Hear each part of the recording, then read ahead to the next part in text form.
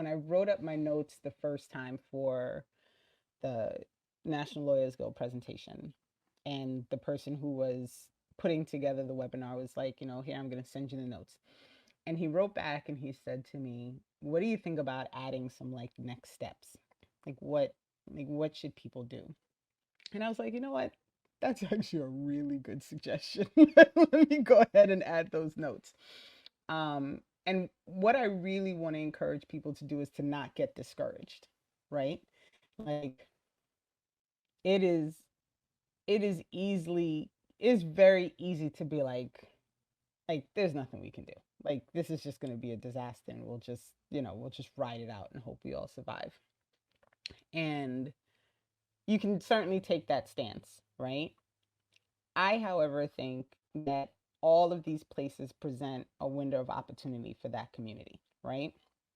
You can, even if a place has been built and it's open, right? You can go through the exact process because it's all public, right? Once Hmm. it's open, it's all public. These are all things that the city has gotten together with whoever they got together with, and they decided they were going to ask for a bond for this much money. They were going to spend this much. They were going to put out the bids. You can watch the entire process play out from start to finish. And you now have proof that your city council is willing to spend this much money to give police somewhere to play, right?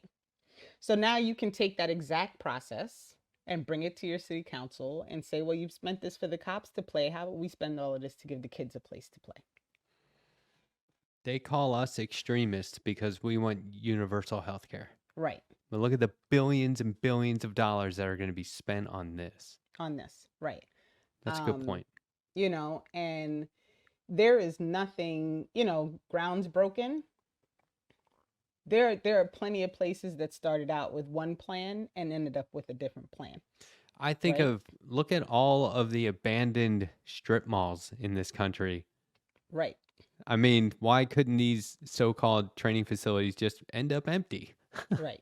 Right. Or Who I cares? don't know, use them for a school.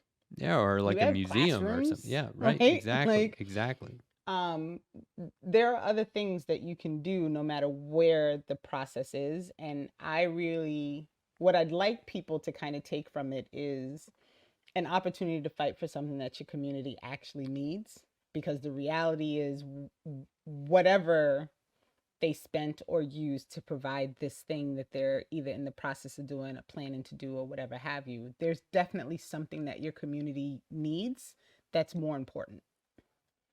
Yeah. And you can use this path to request that thing, right? Like, how about instead of giving the cops $55 million, you give the schools $55 million, Yeah. or The you build a arts. supermarket in a place where we don't have access to fruit, right?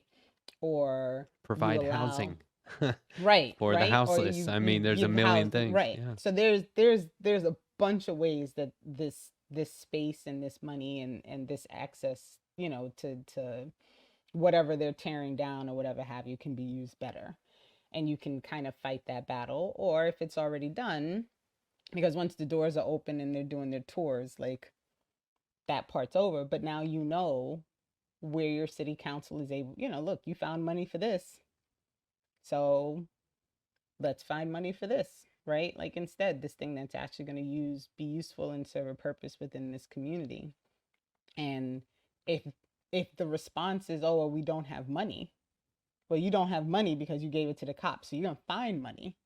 Because you were able to figure it out when you wanted to, give them somewhere to fake train, when that's not actually going to be beneficial to our community in any way, shape, or form.